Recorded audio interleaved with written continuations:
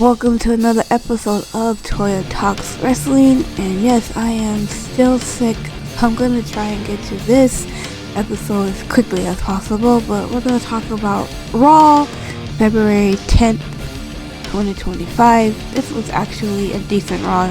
It started off as with Jey Uso, obviously. I believe I watched after the Raw after Rumble on Busted Open, where they're like, yeah, they should just have Jey Uso open up the show like every time, just to get the crowd hype.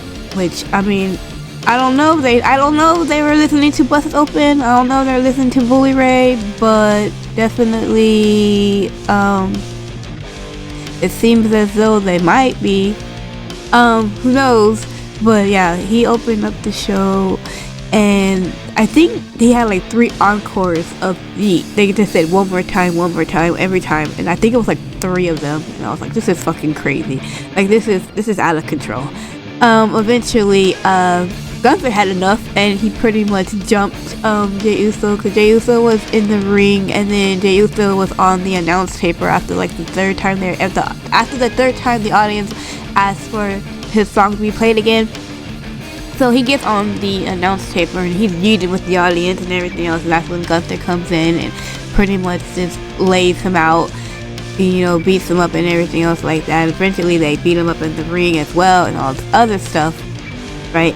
And then he ends up leaving, going up the ramp and everything else, and Jey Uso has a mic and he's slowly getting up and everything else, and he's like, I shouldn't do this. I shouldn't say this. But he's like, you and me at WrestleMania. But I mean, we kind of already knew that's where he was going.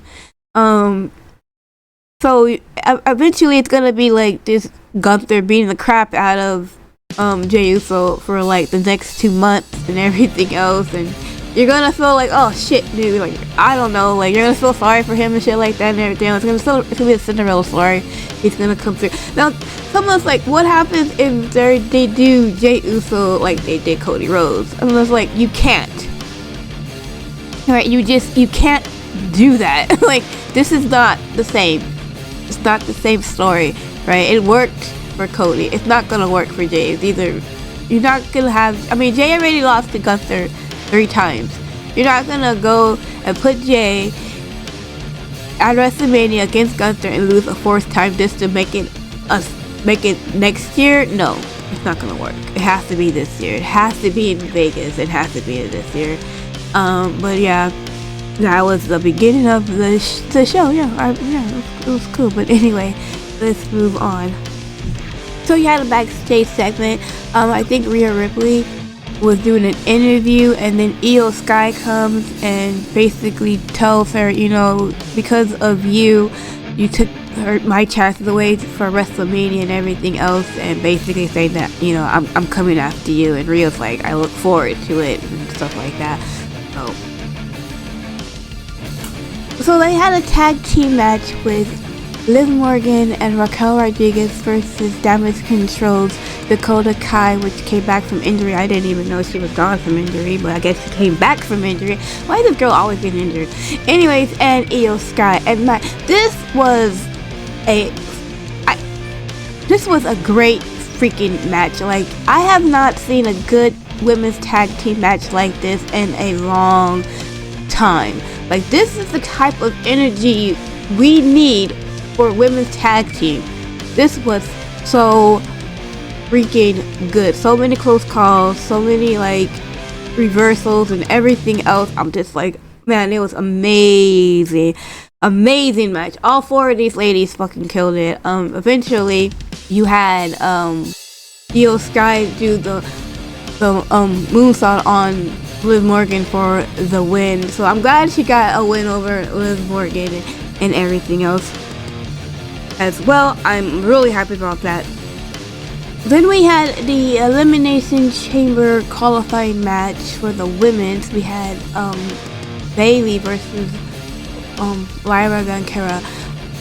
Eventually Bayley, obviously. This match match right here was kind of like, I don't know if it was because this was the first time these two actually fought each other, but it wasn't bad, but it could have been way better. Like it could have been way better. It was some moments it was like, oh, okay, it's kind of like, I don't want to say sloppy, but it was just kind of like, you know, like you could tell that they were trying to like fill each other out. You know what I mean? It was just like, okay. I don't know. I think it could be better. I think this is the first time. Maybe next time it'll be a little bit better. But Bayley ends up winning, obviously. I think what I don't like the fact is that why Lyra? Lyra is the Intercontinental Women's Champion. Why are you having her lose matches in a non-title match? Shouldn't you be building her up? Like, I don't know what the whole idea of what WWE is trying to do with her, but I don't really understand why she was in the qualifying match in the first place. I'm like, she's already a champion. She should be defending her title against somebody, right? Against Ivy Niles. It looks like it. That's where they're going with. But I don't understand. I'm like, is she like is she supposed to play the unconfident champion and, you know, she's gonna come back? I'm just like, how long are you're gonna do this? I don't know, but I feel like they could have gotten anybody else to go and fight Bayley and for the championship. You know what I'm saying? I don't know, but I find it weird how they're what they're doing with her. But hopefully there's a purpose to all this. Hopefully there is.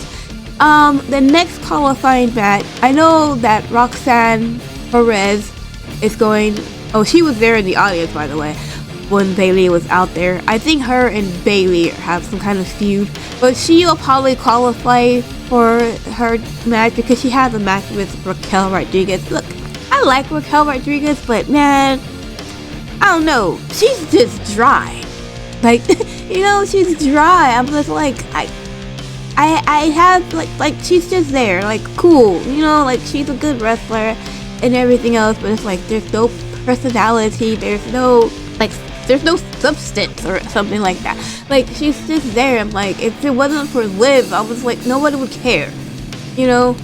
I don't know. I'm just like, I have no idea what but I'm pretty sure she's going to not make it to the chamber, and it will be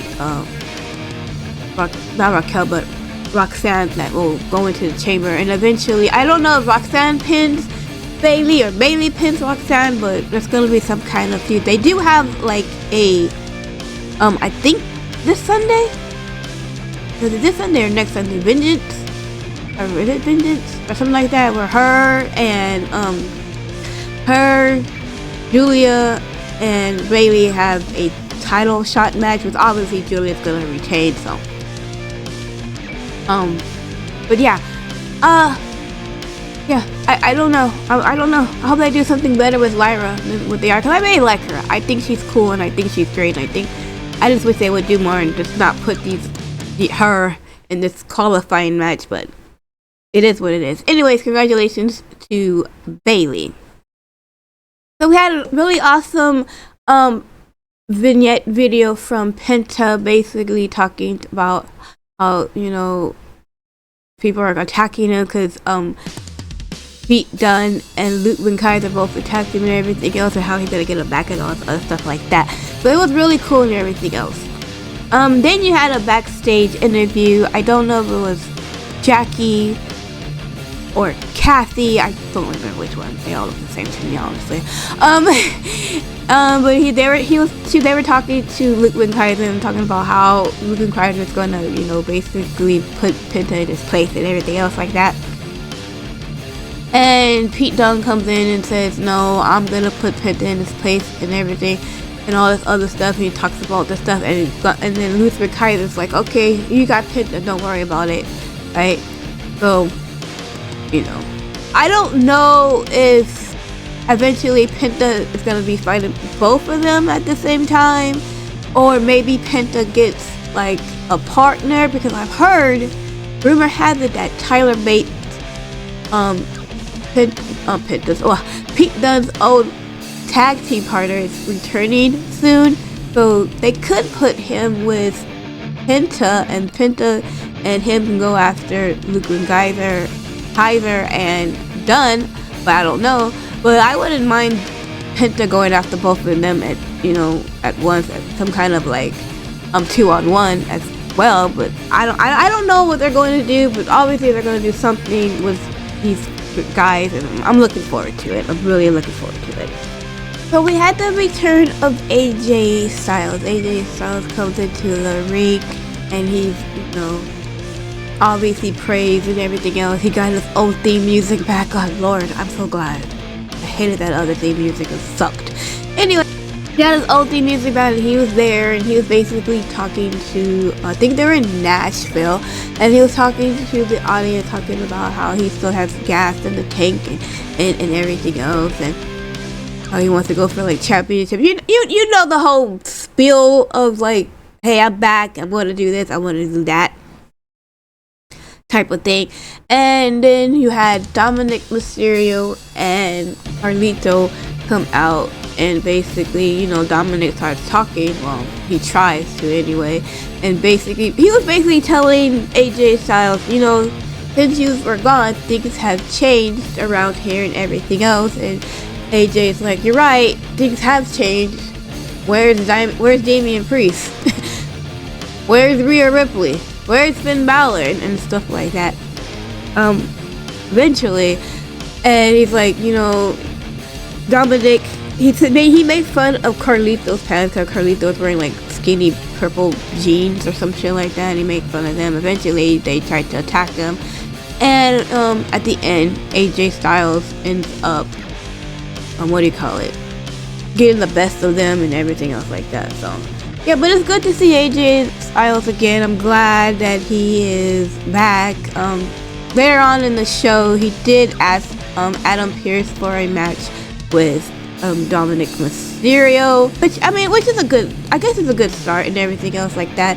And then when after he asked, Bron Breakker comes up to him and everything else, pretty much was like, I'll see you around, stuff like that. So having a match between AJ Styles and Bron Breakker for the Intercontinental Championship, I like it. I like it a lot. I'll go for it, So you had Seth Rollins having an interview with Jackie Redmond, I think that's her name. I think it was Jackie this time. They were doing an interview in the crowd, right? And basically they're talking about the Elimination Chamber, how, so many people like John Cena's in, Punk's in, Drew McIntyre's in. There's going to be a match with Logan Paul and Rey Mysterio later on that night.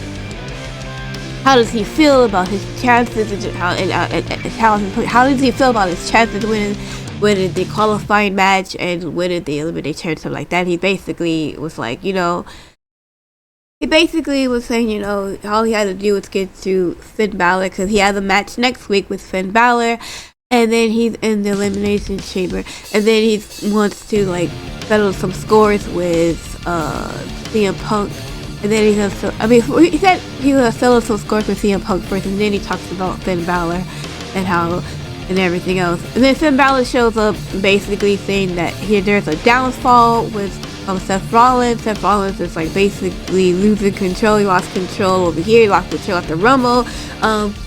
He's gonna keep losing control and everything else like that. And and it's like Finn Balor says that basically the only thing that's standing in his way to getting a championship gold, because from Cody Rhodes, because Cody Rhodes is the guy now that the Elimination Chamber winner will go to, is Seth Rollins. And Seth Rollins like, well, no, you are getting in my way. You're standing in my way, but coming next week, you won't be standing at all, and everything else. These two always put out a good banger and everything else, so I would not expect nothing less than a good banger next week for the elimination qualifying match. Obviously, it's going to be to set up. It's going to be Seth Rollins who wins. I don't know if this sets up a match between Seth Rollins and Punk at WrestleMania. But considering what we have now, I would probably pick either Punk or Cena to go to main event WrestleMania. But I don't know. We had a tag team championship match. We had the War Raiders defending their titles against the Creed Brothers, which was another good tag team match. I actually liked the women's a little bit better, but this one was pretty cool as well. It was really good.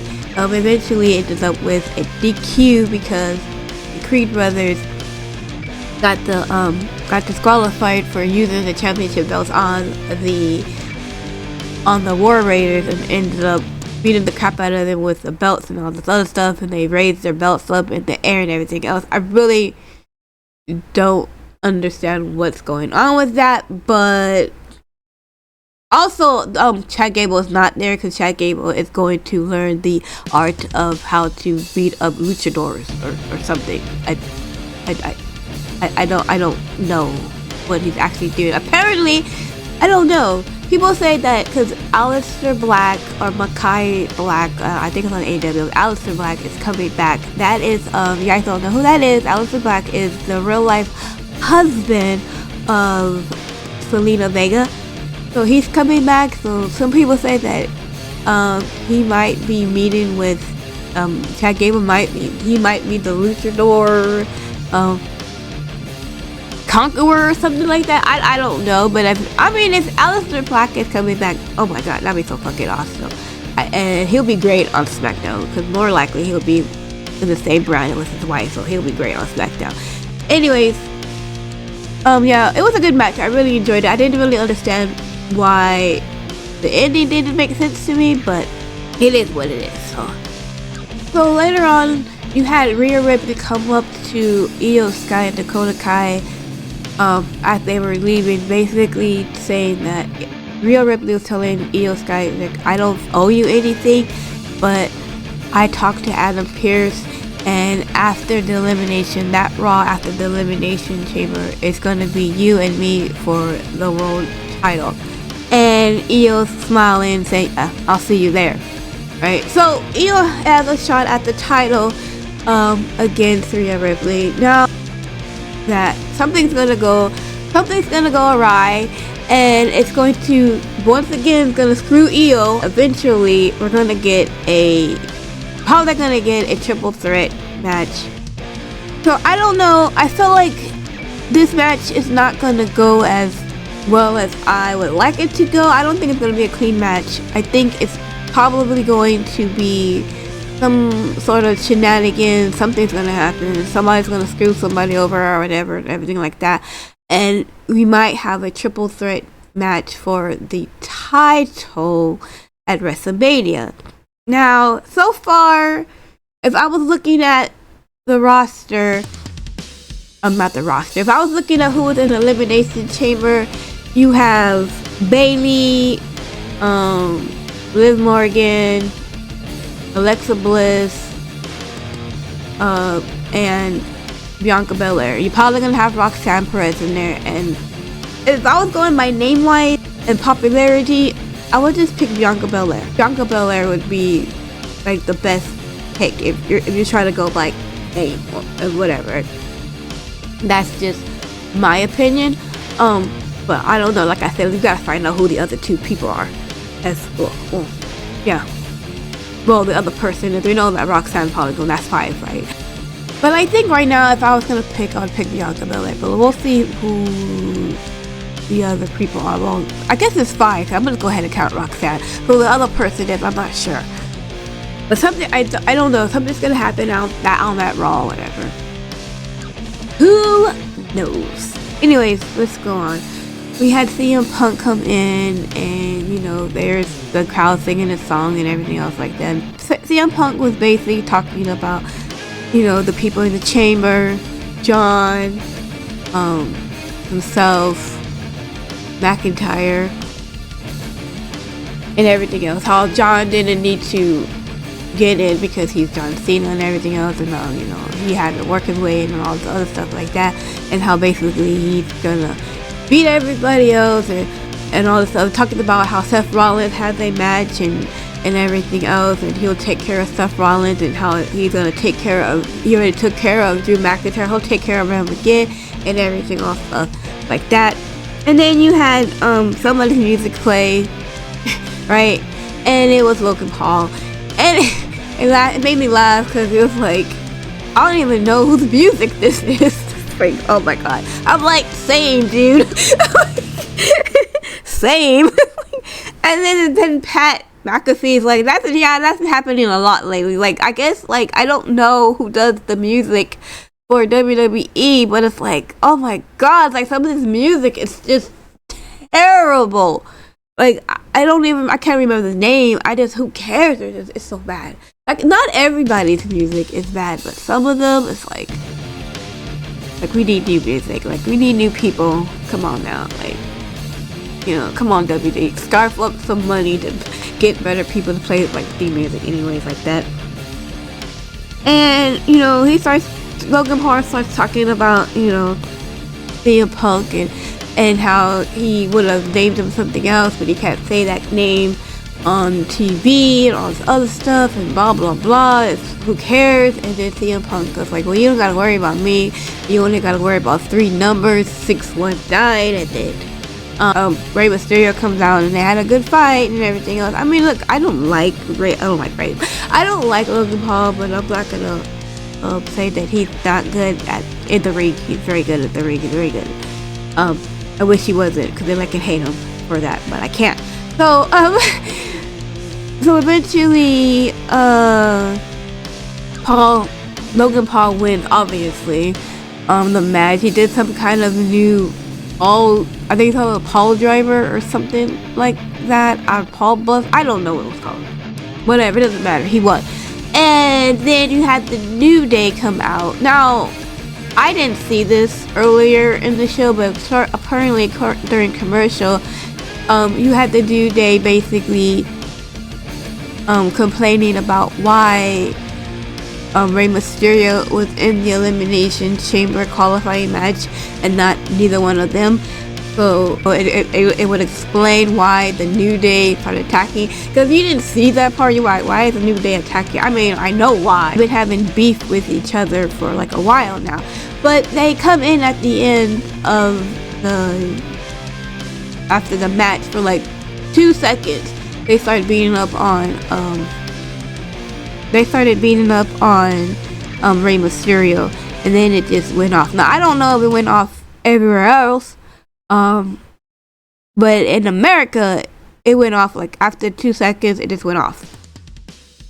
And I guess I think I get the concept of having like some kind of a cliffhanger and stuff like that, and you know, and everything else. But I mean, I like it and I don't like it. I mean, I like cliffhangers, I just don't like cliffhangers. It's like having a surprise party and not being in on the surprise. You know what I'm saying? It's like, I don't want surprise parties because like I don't know about the surprise parties. Like, I want to be surprised, but I don't want to be surprised. You know. But it was a good match and everything else. So you got Logan Paul in there now. So you got Cena, Punk, Drew, and Paul. Friday we have a match with the Triple Threat with Jacob Fatu, Braun Strowman, and Damian Priest. I'm pretty sure Damian Priest will probably some way or somehow win. I don't know how, because you're talking about going against a monster and a werewolf, but I think Priest is gonna come out on top on that one. But anyways, it was a good, decent Raw. I'm so sorry I've been having to stop and go again and stop and go again on these videos. Hopefully I'll get a little bit better. I'm feeling a little bit better. Also, I must add, I just found out today as I was making this video, Karrion Kross followed me on X. So that was cool. That made me feel a little bit better and everything else. I love Karrion Kross. I love his creativity. I think he's awesome. No championships by like this year. I don't know. There's no justice. But anyways, thank you so much for watching. I hope you enjoy the rest of your day, and I will see you hopefully in my next video. Okay, bye.